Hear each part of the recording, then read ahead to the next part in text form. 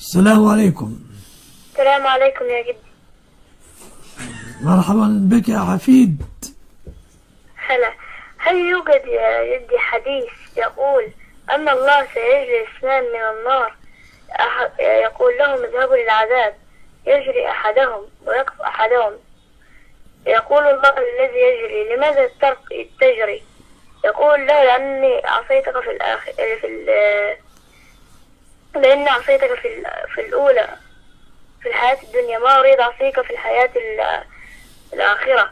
ويقول للذي وقف لماذا وقفت؟ يقول له انتظر رحمتك يا الله. لا، هذا حقيقة؟ هذه الخرافات. شكرا يا جدي. وياك. حفظ كم جزء من القرآن على لبختك هذه؟ كم جزء تحفظ؟ نعم؟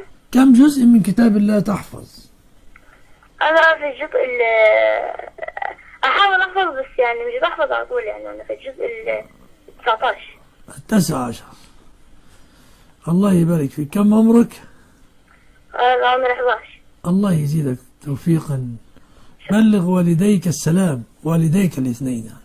يا رب ادعي لهم يا جدي. الله يوفقنا وياك. بارك الله فيك وفي والديك. السلام عليكم.